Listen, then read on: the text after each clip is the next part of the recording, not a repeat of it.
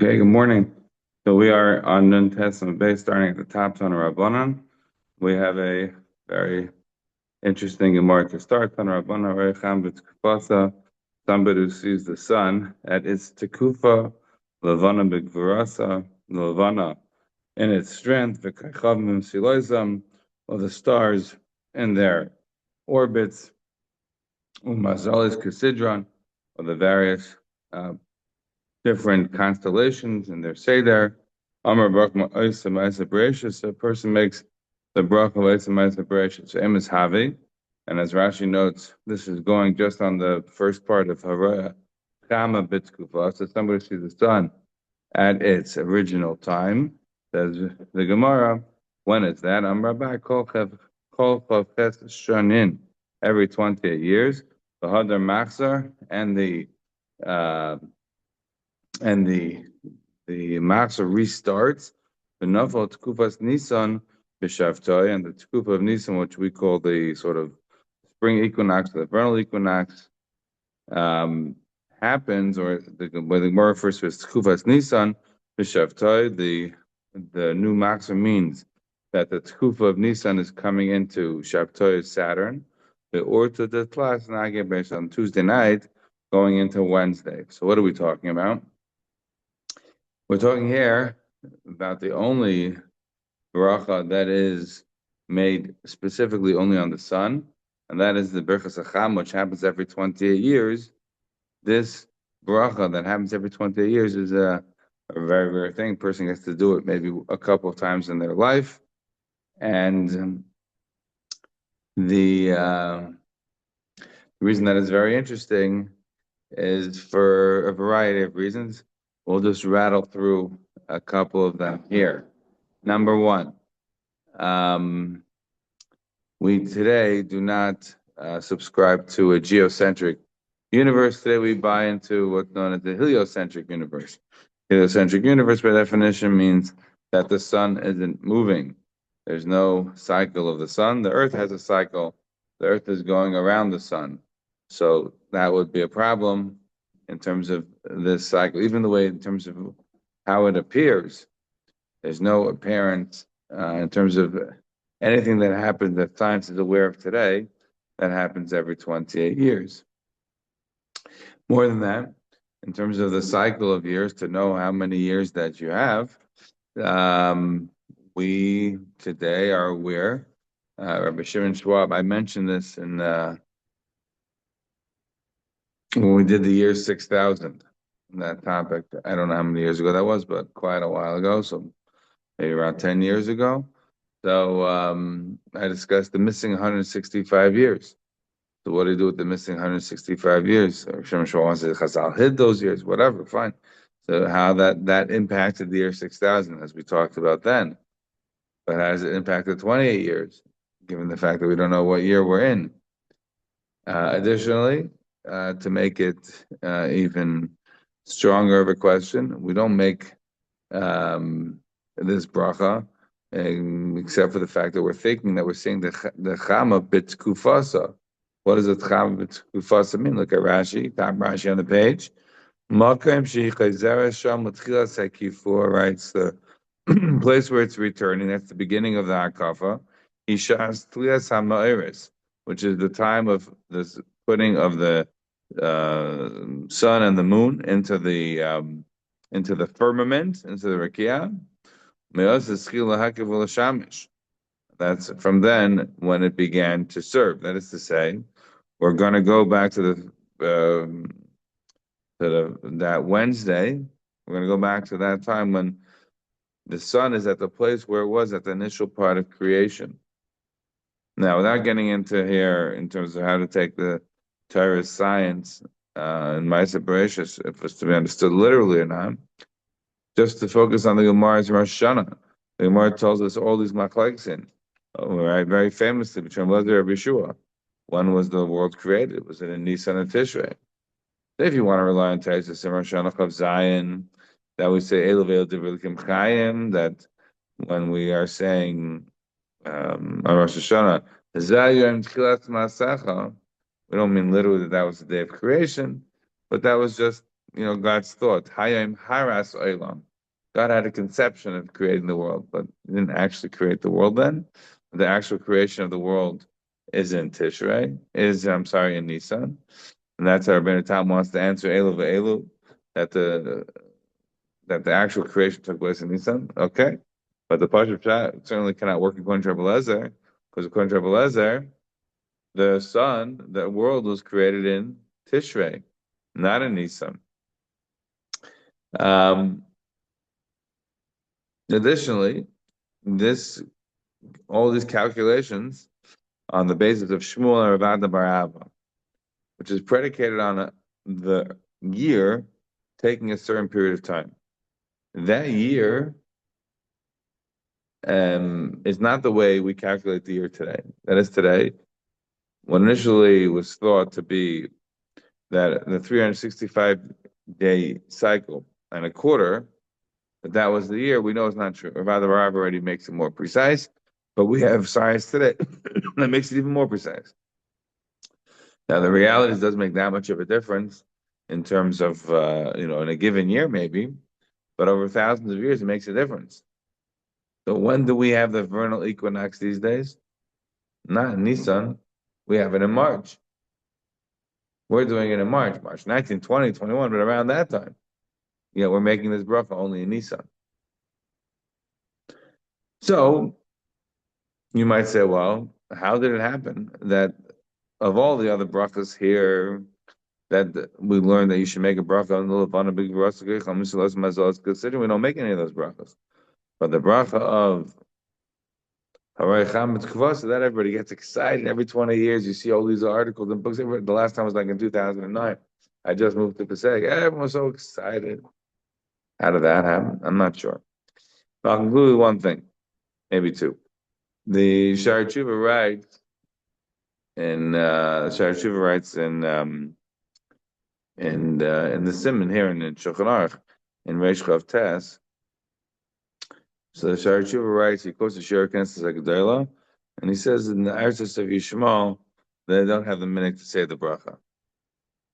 But it's mashma that everyone else they do. And in fact, I think that's the case today. I'm not sure any place where they have a minute not to say the bracha. But what's very interesting is that you look at the Yerushalmi here, and the Yerushalmi says, and Rabbeinu Chanel brings down the Yerushalmi here, so you can see Rabbeinu Chanel. Rabbeinu Chanel says that when we say Aroy Chametz Kupasa, doesn't mean seeing the sun every 28 years at the supposed time that it was where it was when it was placed in the firmament during Maisa Bereshis. But rather, it's talking about the Yemos HaGeshamim during the rainy season. If there was a lot of rain for 3 days and you didn't see the sun, then the next time you see the sun, you should make the bracha. That's the Berachas Lachama, according to the Yerushalmi learns. So it's not to do 28 years. It has to do with the rainy season, when there's a lot of rain, and you don't get a chance to see the sun, then you should make the Berachas Lachama when you get the next chance to see it. So I haven't yet seen anybody say that we should be doing like the Yerushalmi, but nevertheless, this gives a bit of an overview as to the issue where normally we say if you have a suffix brachas, the halka, we say that you shouldn't make the bracha. Nobody is worried about it. We happily make this bracha every 28 years. Okay. Here's the Gemara. So Rabbi Yehuda Aimer. In other words, someone want to say maybe that's the brachas of Shavach. So for brachas of Shavach, you don't really have to worry about this kind of stuff brachas issue. Because why not? You could always make a bracha on the wonderfulness of the sun and say, "Oh, it's my gracious." Maybe so. Maybe that's one of the reasons why people are not so concerned.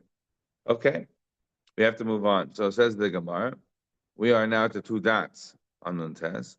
So Yehuda on the New Testament base. Yehuda Emer, Haraya Hayam.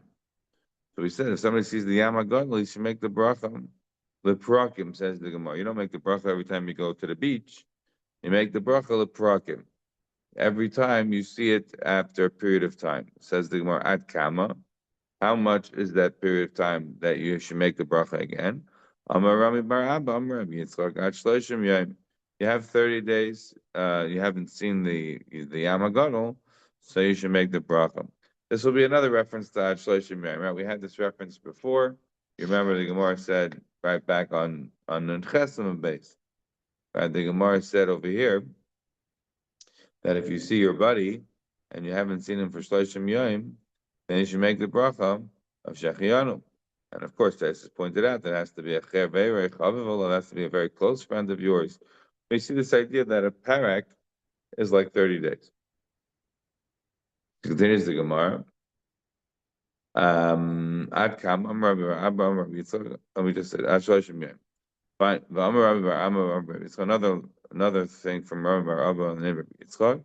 Haraya Pras. Somebody sees the Euphrates River. Agishra the Bavel.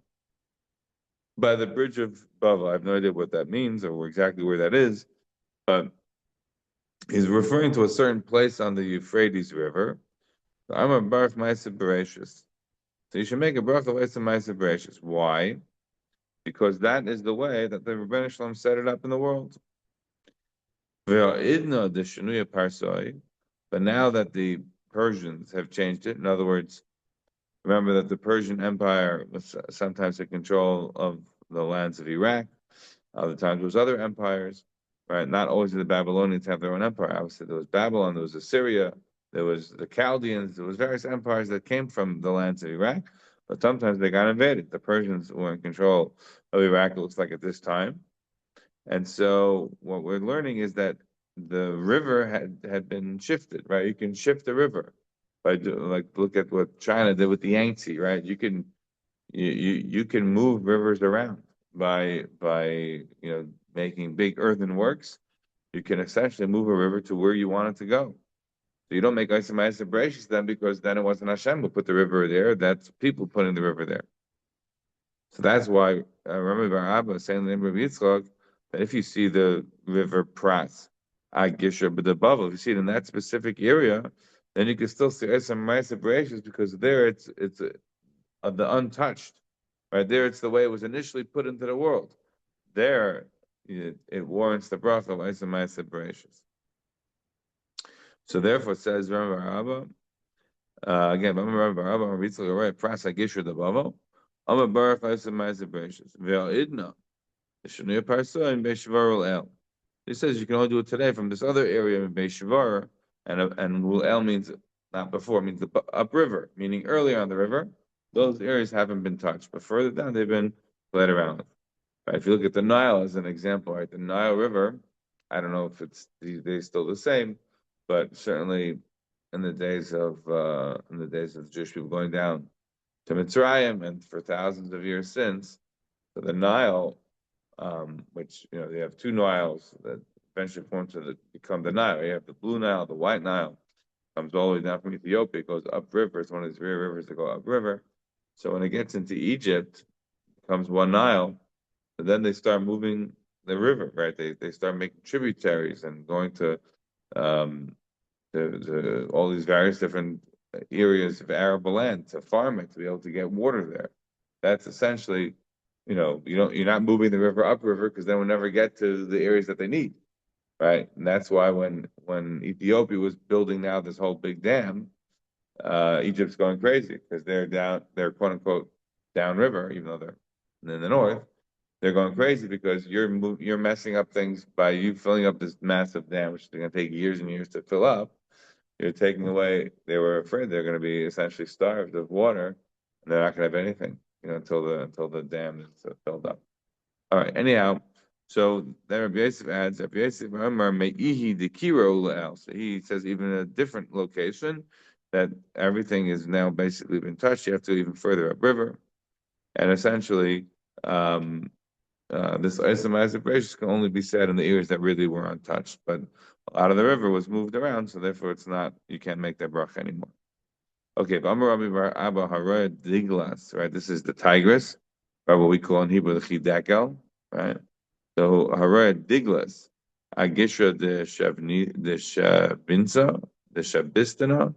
So if you see the Tigris River by the bridge of Shabistana, so then again, I'm Baruch Isa Veresh Baruch Ma'aseh Bereshis. You make this bracha as well on the Tigris. So the Tigris and Euphrates are the two mighty rivers of Iraq. The the what do you call it? The two rivers that we see right in the beginning of creation story. So on these you make isomassive ratios. Here we don't get specific details about the changing of this of this river. But again, I assume the same thing would apply in the sense that the more you mess around with the river, the less you're able to make around the bracha. Now the more goes on a bit of a drasha on the chidekel. My chidekel, why was it called a chidekel? Amar Rav Ashi, shemem of chaden v'kalin, right? Chidekel becomes like an acronym, right? Chidekel is chaden and kalin. The waters were sharp and they were light. Rashi is an interesting Rashi. If you look at Rashi, Rashi says chaden. What is chaden? Charifin maya. The waters were sharp. V'kalin lishko b'maznayim, and they were light to be able to lift up in the the pitchers and the water carriers that like they would carry the water on two pails on the sides of their shoulders. I don't really know what it means. That the water was light to lift. Like did it, this bit of water had, was lighter than that bit of water. I guess I'm not sure exactly what he means, but it was light water. I would have thought that when you say Kalin, light water, that it was tasty, that it was clean, that it was, that it wasn't. Because you had water, it's filled with various chemicals or whatever, so it's not the right color. That's what I would have thought he meant. But Rashi nevertheless says that it's Kalin is in terms of its weight. The Tovim Lishtos, it was good to drink. She'em machbilin asaguf. It didn't make the body feel heavy. So says the Gemara. So that's why it's called a chidakal. Chad, right? So like on the one hand, it's like as a sharp, and kalin, and it's light.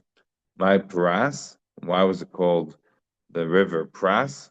Right? Why is the Euphrates called the Pras? Shemem of Paran Veravin.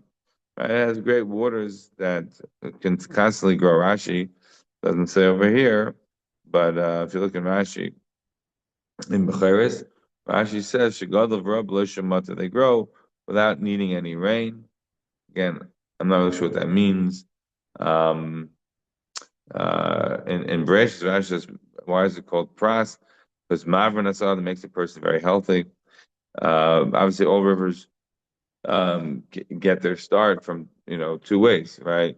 You either get a river that's coming out essentially because of underground springs, right? That essentially are coming down and forming a river, or it'd be coming from various floodwaters, right? Like for example, in California or Colorado, right? The snow melts on the various mountains, right? The water's not necessarily coming from in the ground; it's coming from on the mountains. And as the snow melts in the Himalayas, you have it every year, right? As it melts, then the rivers get full. So those are two ways, either from the underneath or from above. Obviously, sometimes you have seasonal rivers. In Israel, you have a lot of this. Unfortunately, sometimes with very serious consequences. I don't know if they get the title river, but in Israel, you have situations, you have flash floods, right? It's a beautiful thing to see if you can actually ever see it. When people run to go see these things, like the people go follow the running after the tornadoes and things like that. And unfortunately, I think last year somebody got killed. These kind of things happen.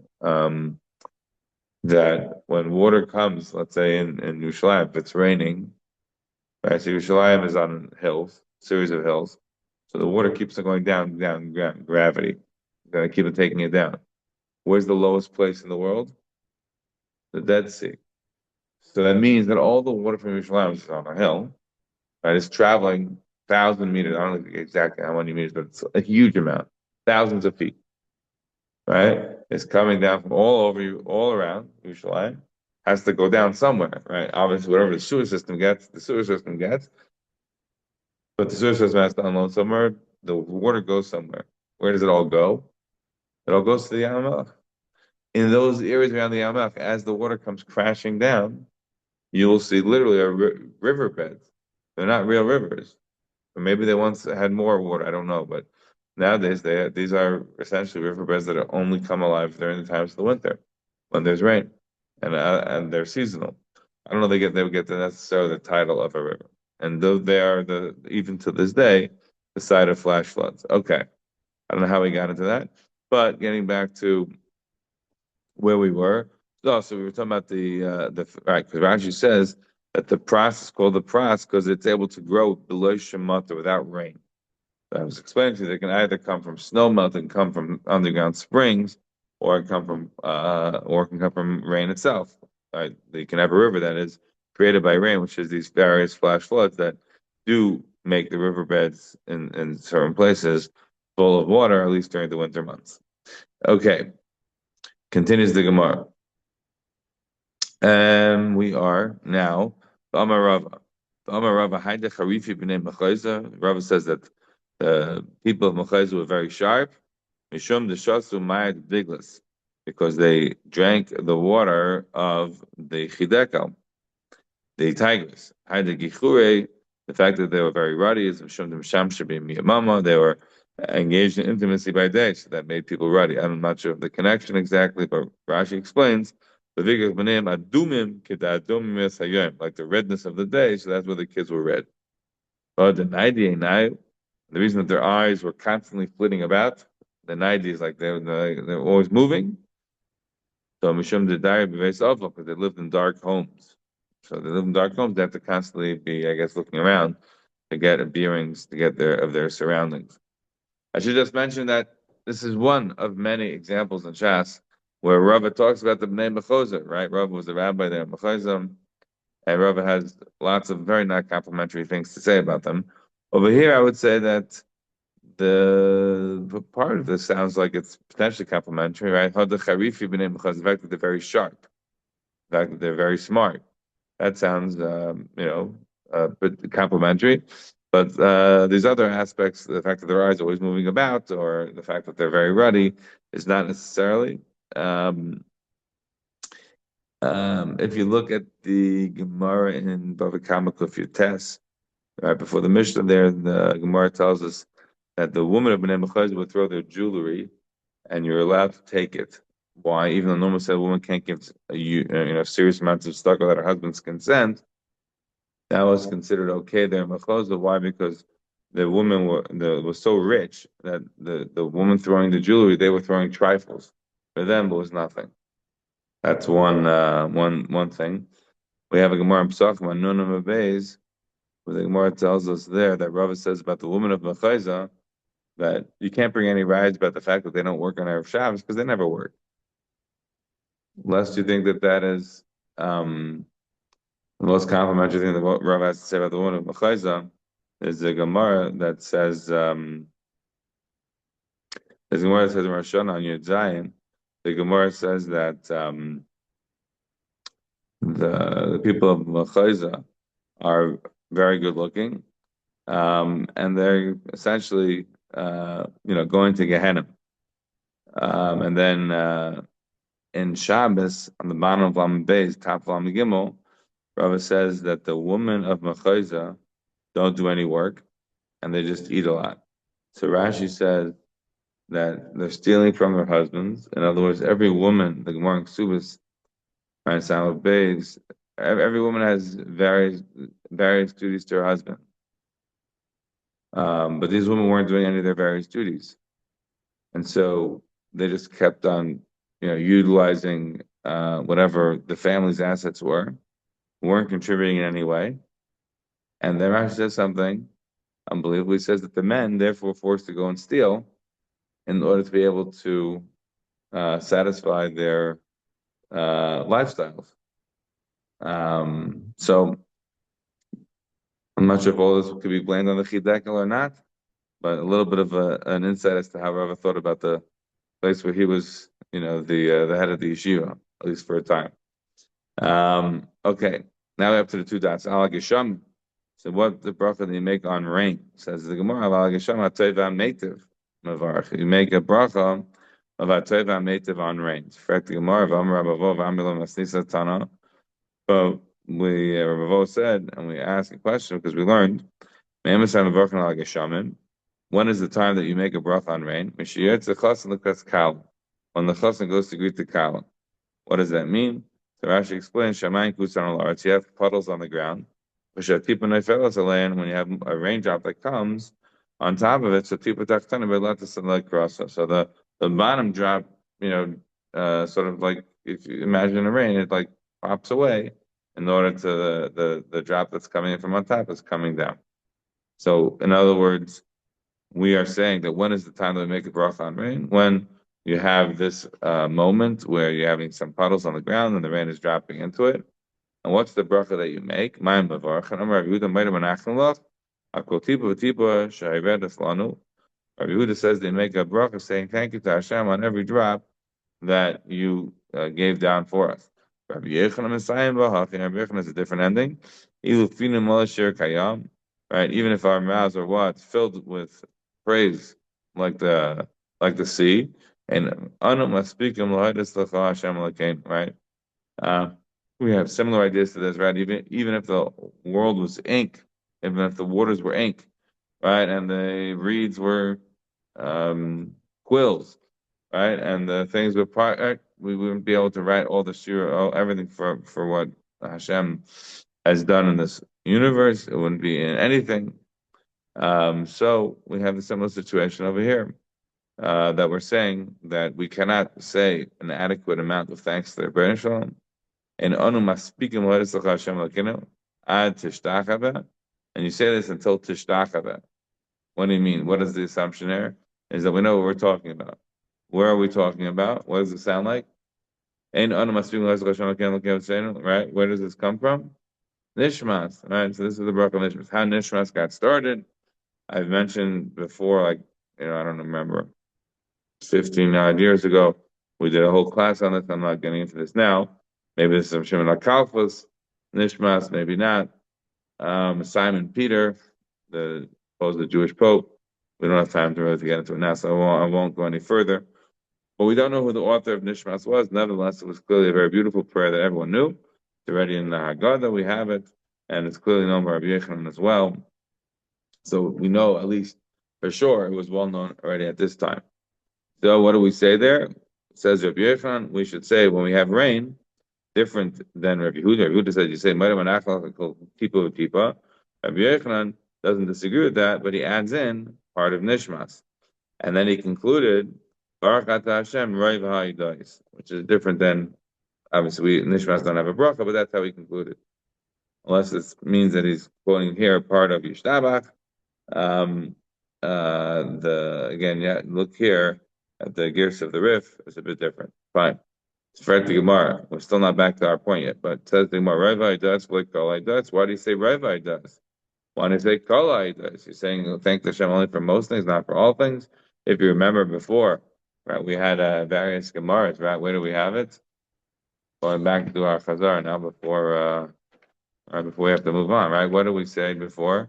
We said, the Gemara told us in the Gemara told us in the seventh parak, Umi berchaisav shel adam nikar dafnun. From the way a person makes a blessing, you could tell if he's the Talmud Chacham and Amaretz. Right? And one of the things that the Gemara said was that if you said mituvai as opposed to uvetuvai, right, you're a bar. Right? If somebody said nevarach she'achal mishalei is a Talmud Chacham, lemisha achal mishalei is a bar. Lemisha asalav esenu.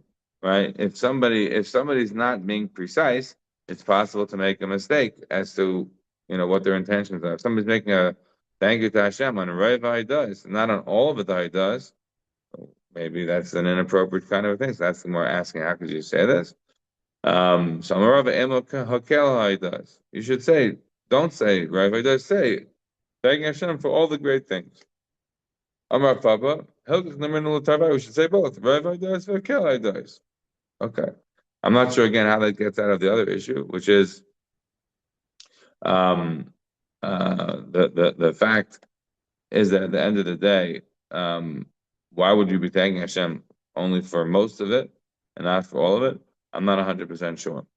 But I did mention that this bracha of Haidos might be reference to Ishtabach, and that is confirmed by Rashi and Tainus on Zion. Rashi over there says, we'll get to this. I think we may do Tainus after brachas, but we'll look at the first Maratz Chiyas there in Tainus. Says the Rashi and Tainus is not Rashi. We'll discuss all that. Fine. But whatever Rashi and Tainus is, says that we're talking about Ishtabach. This Kelai does. That's how they concluded. So that gets back to what? What do we say? What's the bracha that we make on the Geshamim? The bracha that we make on the Geshamim that we opened up the Gemara was we said Atayv HaMeitiv. And here we're talking about Nishmas and Tipas. Like, well, this has nothing to do with Atayv HaMeitiv. So the Gemara says Ve'ela Kasha. Okay, I understand. You have a whole versions of what you want to say a bracha on, but where's the Atayv HaMeitiv? So the more like Kasha Had the Shamamash Had the Mechzik Had the Chazam Mechzik. The question: if you heard about the rain or you saw the rain. If you heard about the rain, so you make one bracha. If you saw the rain, you make another bracha. Rashi tells us, Shama Mishma, if you heard about the rain, right? If somebody told you about the rain, you make the bracha about teva meitiv. But if you saw the rain, then you would make these brachas that we just said. It should be on a higher, sort of more appreciative level. That's the word. The Shama Mashma Aina B'Suris Teves, right? Which we're now challenging. We're saying, so when you hear a good Shemua, that's B'Suris Teves, right? You heard about the rain. Utanan, B'Suris Teves, Baruch HaTeva Meitav. We already learned in the beginning, the Mishnah told us back on Ndalad that B'Suris Teves, you make HaTeva Meitav.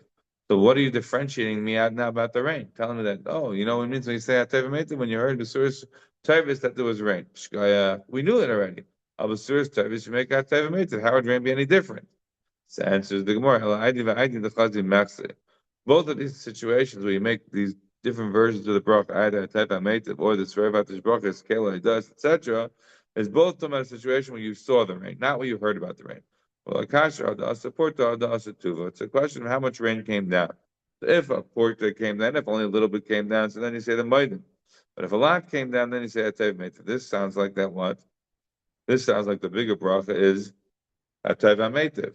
Interesting, because the Gemara right before, when the Gemara said about, when the Gemara was thinking that you say the difference of Atayv HaMeitiv, but depending on when you heard or didn't, so obviously seeing the rain is presumably a bigger thing.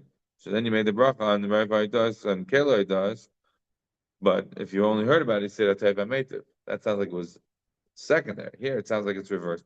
I'm not 100% sure. I have to look into this. Okay. So the Gemara says, so that's one option, is when it comes down a little bit, then you make the bracha of Maida Manachel. If it comes down a lot, and in both cases you saw, then you make the bracha of Hakel Aidos. And then the Gemara says another answer by saying both cases talking about where it came down a lot of rain. It's a question of if you have land, you don't have land. In other words, if you have land, so then you make the bracha because you appreciate it. For you, it's you make the bracha on Teva Meitiv because that's very important. But if you don't have land, so then you say Kelai does. Obviously, everybody needs water, so there's still a value, but you don't have land, so you're not appreciating it as much. Again, seemingly that Teva Meitiv is the bigger bracha. Says the Gemara. I should just point out that the Ramah writes in Reish Chaf Aleph that in the lands of Ashkenaz we don't make these brachas. Why? Because we're used to rain, right? We're used to rain. It's a situation where the lands where they didn't have rain, so that they should make these brachas. But today we don't make these brachas. What would the Middle East do if desalination becomes the norm? Right? Desalination throughout the Middle East is the norm. But I think still they depend maybe a little bit on some rain. I'm not sure. Let's say in Israel, they say 50% now of the water comes from desalination. Right? When it's 100%, then it really don't depend on the rain anymore. Right? So would you still make the bracha? Like at what point does it become we don't really need the rain anymore? And so yeah, it's nice it's a nice thing to have, and we appreciate it, but it's not so necessary. Right? And same in the lands of Ashkenaz, it was considered so normal, so you don't have to do it. Right? The Rosh writes in a famous tshuva, the Rosh writes, now we say anything, we say bracha after Pesach. Why are we saying in the lands of Spain where he's living? Because we need rain, we have rain, we're growing crops later in the year. It's not like in Israel where the rainy season ends in the winter, spring now comes and nobody's getting rain. So we should say that maybe we should still have the same Talmud to the bracha. The Rosh says I tried to institute it in my shul and they said no, and they didn't listen to me. Okay. So, anyhow, we have to move on. Says the Gemara. So we have now another answer. The answer was where a ton of rain comes down, right? Everybody say Mahava the Asa Tuva. So the difference was if you had land, you didn't have land. Islayar Teva Meitiv Mavar. The Gemara is saying, you're saying now that if you have land, then you make a bracha v'atayv ha'meitiv. But we learned by it's called Rikon Kel Kadashim or Rosh Hashanah Megillah Lazman Hazeh, that if somebody had built a new house or he bought new kalim, so you should say Shechiyanu. In other words, that you're not saying that you say atayv meitiv, you say Shechiyanu. If it's a new house or new objects are in partnership, then you say atayv meitiv. So why are you saying that it's dependent on a partnership or not partner? You're saying to me that you say that atayv meitiv, but you see, it's depending on if it's a partnership or not. If it's a partnership, you say atayv meitiv. If it's not a partnership, then you say Shechiyanu. It says the Gemara like Kasha. When we said that if you have land, you say atayv meitiv had islay shutvis had less shutvis. Depends if you have a shutvis or not. So therefore, where we're going to come out now is that atayv meitiv, and this is how we're going to conclude, is dependent on shutvis, and Shechiyanu is dependent is not dependent on shutvis. Because more Vatani, we have a brisa, as Rashi says, this Vatani is not a question. Benichusa, to be understood calmly, it's a proof to this. Kitzur Shaldover, right? The short and sweet of this, the summation is Al Shaloi, who I'm a bar shekin given alone. You say a shechiyana when something is on yours, right? Al Shaloi, Al Shalchavei, right? But if it's in a partnership, Arma Baruch Hateva Meitiv. But if it's a partnership with something else, with someone else, you say Hateva Meitiv. Says the Mavachalech, let's not think about day, Lam Baruch Hateva Meitiv. He's saying wherever there's nobody else who has something, then you don't say Hateva Meitiv, then you say Shechiyanu Vatanya, Amule Yoda Ishte Zachar, Amma Baruch Hateva Meitiv. You see, when you have a child, a boy, you say Hateva Meitiv. About a girl, I'm not getting into now. But you should say Hateva Meitiv. So Mar's asking, who is the partnership? It's just good for you. And you still you say Hateva Meitiv, says, what are you talking about? Hasam Namadika Ishte Bate. What do you mean? There's a woman there, the wife. She just gave birth to the baby. It's also good for her to have a son. So that's why there's a partnership here. That's why you say Hateva Meitiv. Tashma, another question. If somebody dies and there's a Yerusha, so you say first birth and emes. Then you say Hateva Meitiv. So you say Hateva Meitiv even though there's no partnership. There's one there is a partnership. You have brothers who are also inheriting. Again, making that assumption here. So if you say Hateva Meitiv, because again, it's in partnership. Pashma, Shinu Yain in Tzarech Levarach. If the wine changes, you don't have to make another bracha. Shinu Makom Tzarech Levarach. But if you change the place, you do have to make another bracha when you're eating. Even though we say that when it comes to changing the wine, you don't have to make another bracha.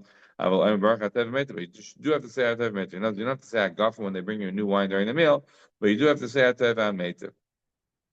Says the Gemara, but there's other people at the meal. So it's not just you. That's why you're saying because in all these cases you see it's the partnership. So now that's how we can in fact conclude that Hateva is said when there are others that have benefit as well. And Shechiyanu is only when you have the benefit. I should point out the top Taisvis here. The top Taisvis says as follows: the Machlekes Rashbam Ben Tam.